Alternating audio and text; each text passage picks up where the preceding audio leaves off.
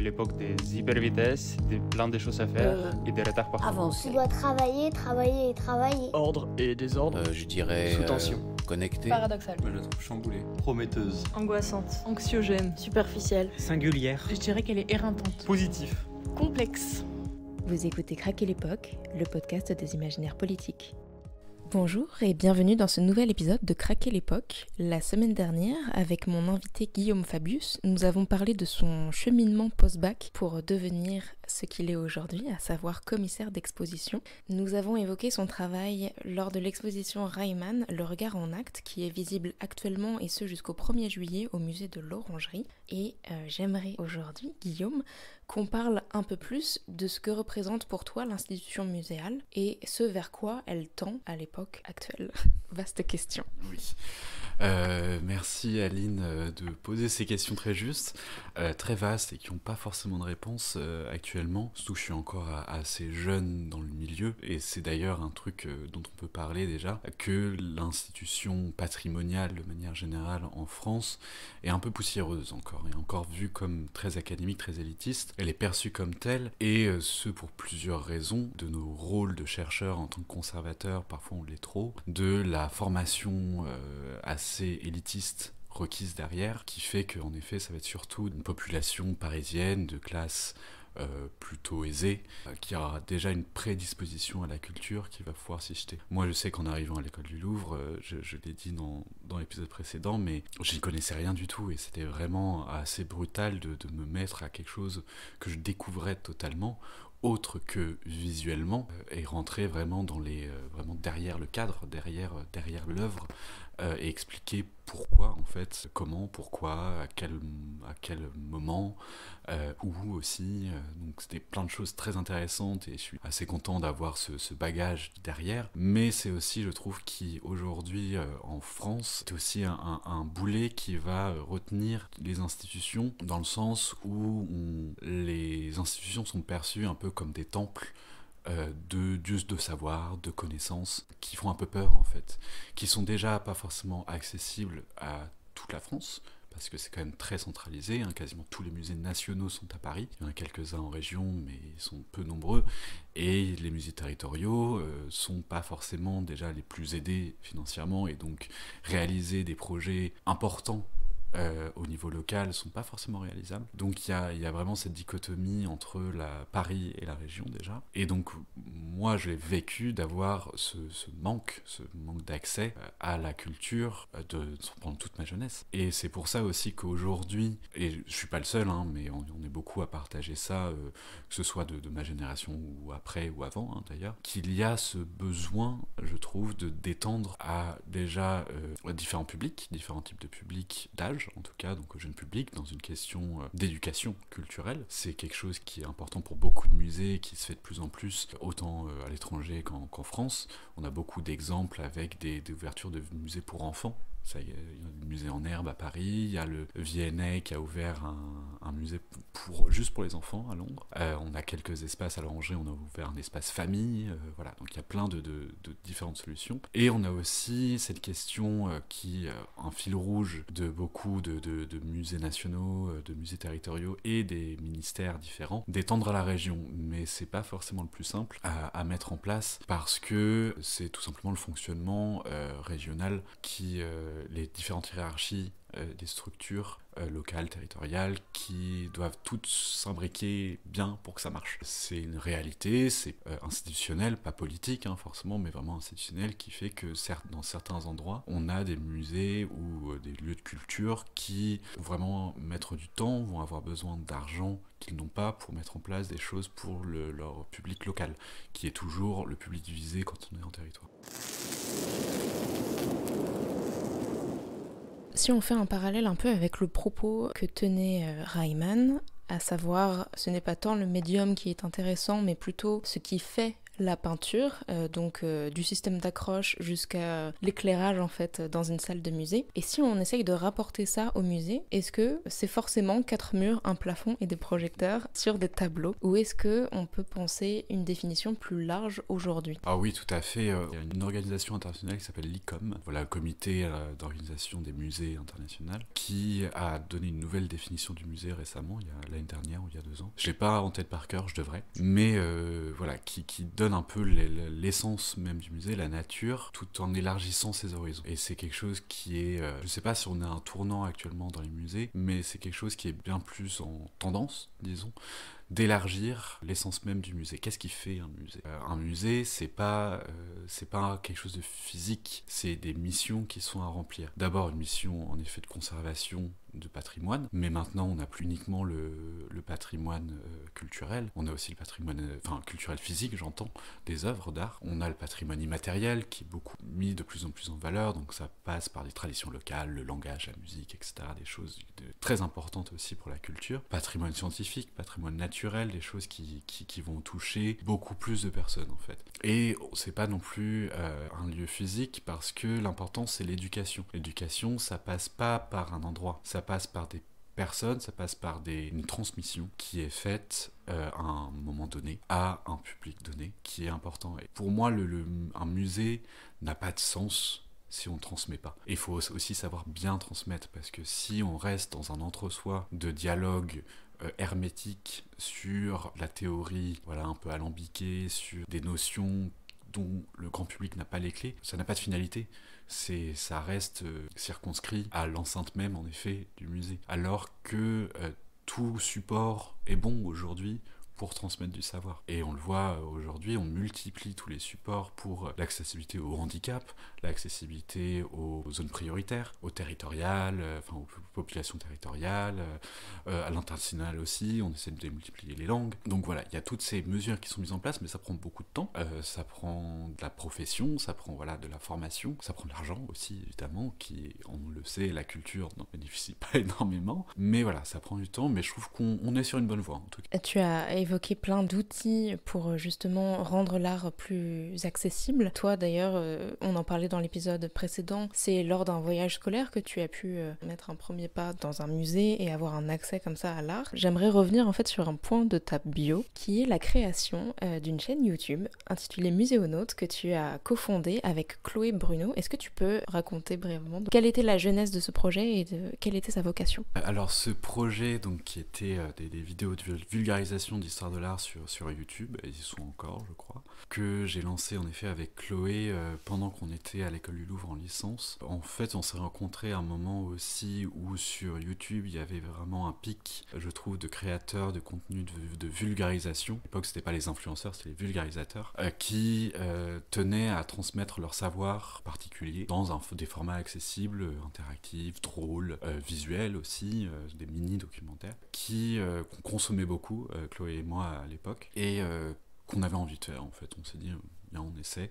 Et ça nous tenait à cœur aussi parce qu'on trouvait que c'était une des disciplines qui était le moins bien représentée sur ce format-là, qui est de façon, de manière générale, l'histoire de l'art est relativement mal représentée par rapport à d'autres, hein. Ça veut pas dire qu'il y en a qui sont encore moins bien représentés que ça, évidemment. On a de la chance quand même en France de beaucoup de supports différents. Mais on s'était dit que c'était important de trouver ce moyen de parler déjà ce qui nous passionnait, tout simplement, d'une manière qui nous plaisait aussi, avec des codes évidemment venus de YouTube pour partager ce savoir. Après on a, c'est surtout resté dans le milieu, avec nos camarades de l'école du Louvre, mais on a eu des bons retours, notamment de professeurs, tout ça, qui le montraient à leurs élèves, etc., on était très contents de ça. Donc voilà, c'était un moment, ça a duré 2 ans je crois, jusqu'à ce que je parte à Londres, et ça s'est arrêté un peu, comme ça, comme un accord où on s'est dit bon, on est content, on a fait ce coup. De toute façon, moi, que j'ai dit aussi, je suis pas un très bon médiateur. C'est Chloé qui fait de la médiation d'ailleurs maintenant aujourd'hui, qui avait vraiment l'art et la manière de raconter. Moi, j'étais beaucoup plus dans la structure et la recherche, le contenu. Et c'est quelque chose que je suis très content d'avoir fait, que j'aimerais peut-être faire un jour, mais pas seul, parce que aussi ce qu'on se disait beaucoup avec Chloé, ce qui était important, c'est que ce soit un travail d'équipe, et c'est aussi représentatif des institutions muséales culturel et patrimonial que c'est rien faire tout seul. C'est impossible. J'étais à Nîmes ce week-end où il y avait une exposition qui était déployée dans toute la ville. Un parcours était prévu, une exposition d'art contemporain.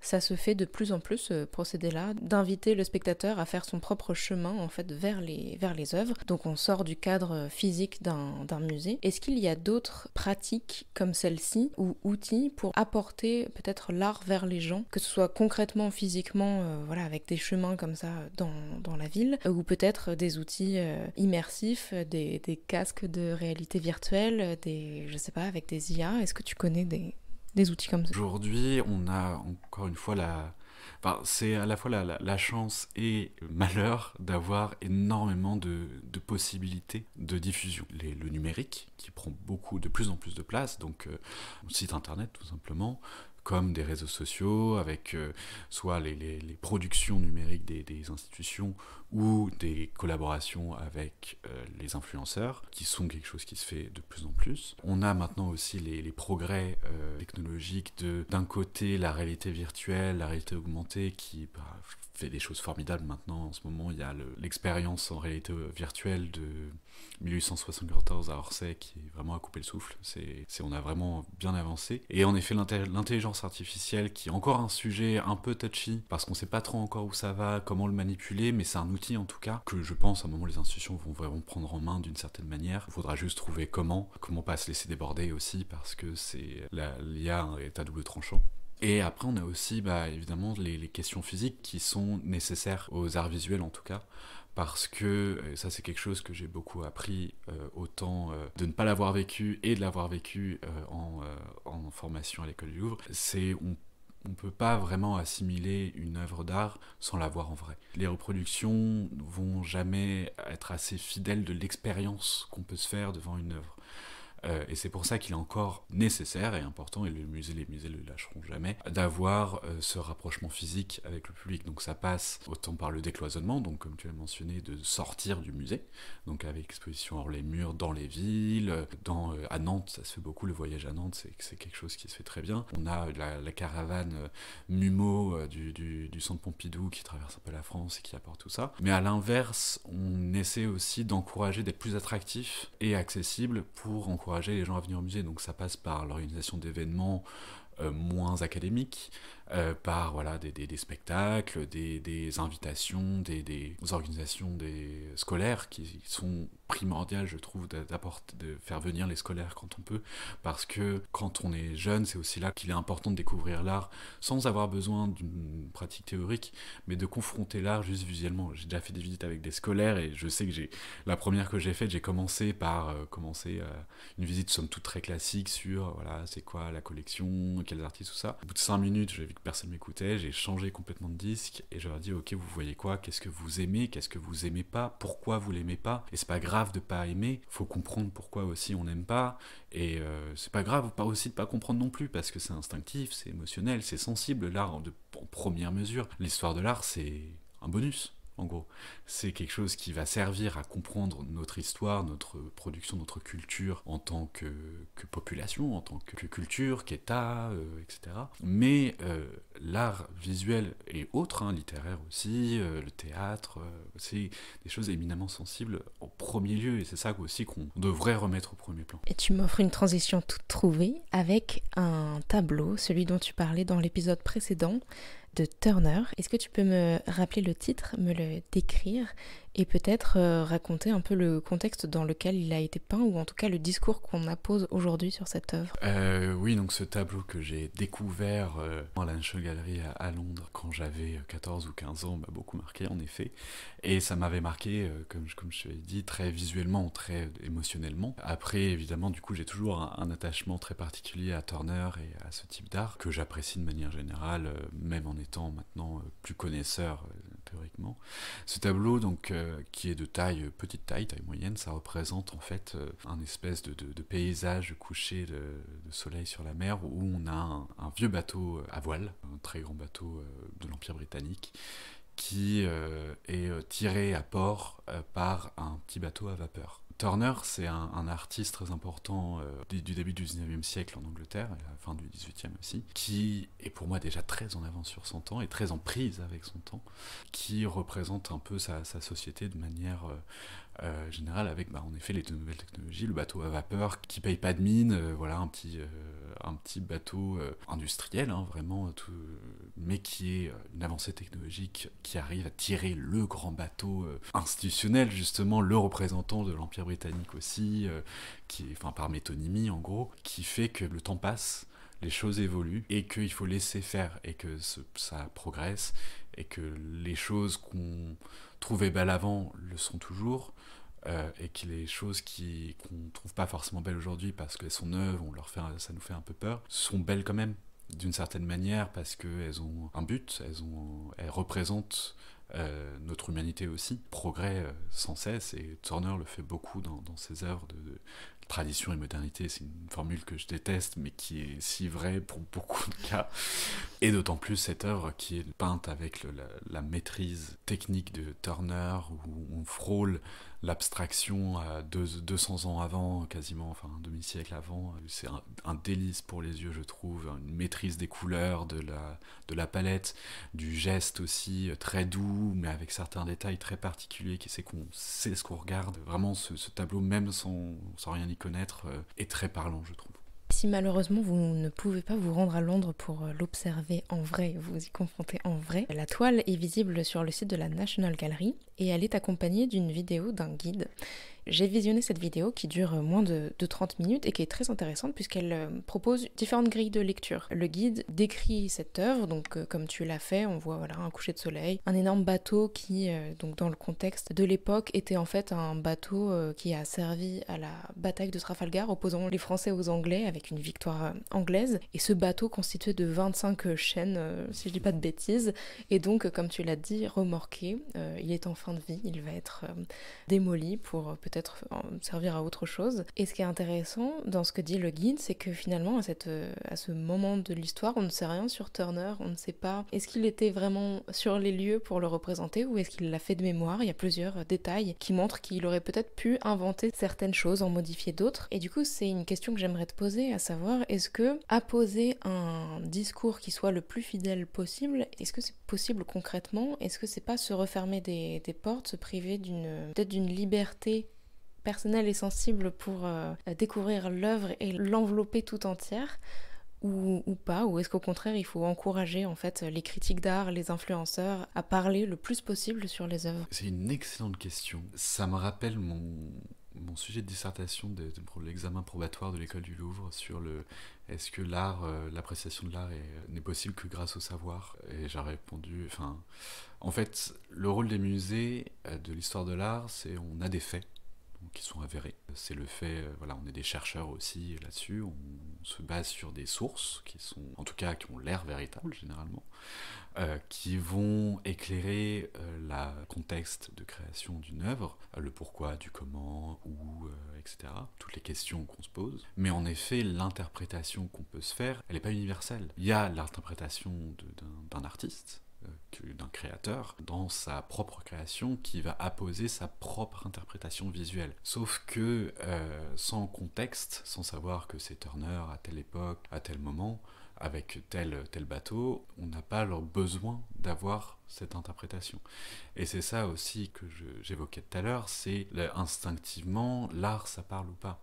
Et il y a l'émotion, donc quelque chose qui nous plaît ou pas, puis il y a aussi l'interprétation, comment on voit les choses avec des clés de lecture qu'on a pu acquérir ou non, et on voit des métaphores, on voit quelque chose de très vrai, des choses complètement surréalistes, plein de versions différentes selon aussi notre bagage personnel et individuel, et aussi culturel, parce que les références vont être différentes selon d'où on vient et où on va aussi, quoi. Ça dépend ce qu'on cherche, en fait, je pense.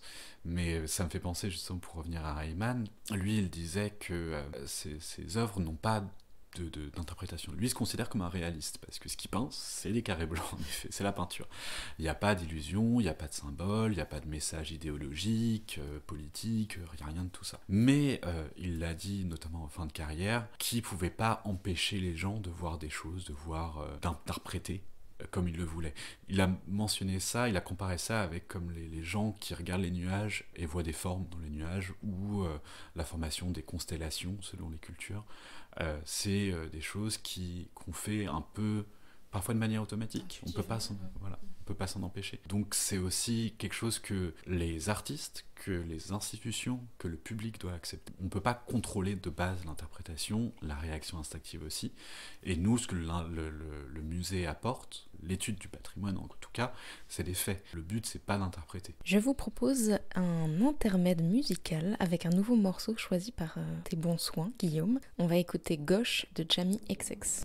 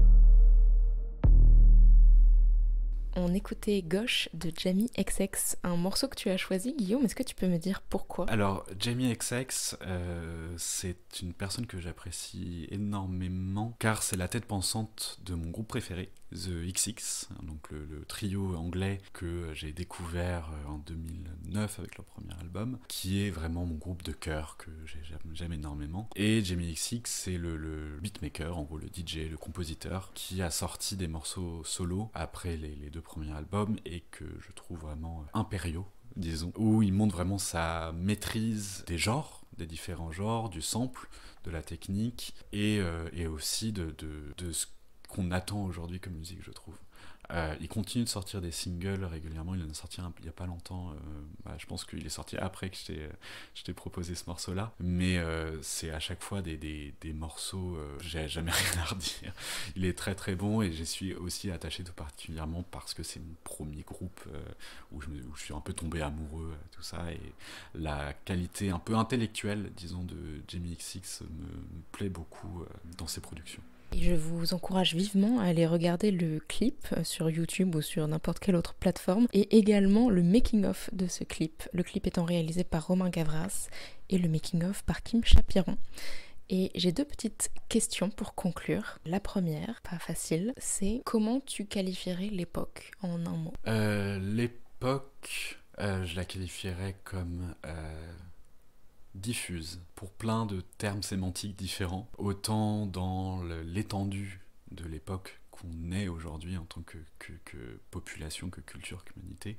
On est très diffus dans le sens où les individualités je trouve, s'écrasent de plus en plus, même s'il y en a qui sortent plus que d'autres. Diffuse aussi dans le sens de diffusion, dans l'échange et la transmission est quelque chose d'automatique presque d'aujourd'hui, quelque chose d'essentiel aussi, et diffus aussi dans le sens un peu perdu, un peu confus, où on a tout ça, on a cette globalité, cette harmonie et désharmonie à la fois aussi, qui fait qu'on sait pas trop où on va, mais on y va.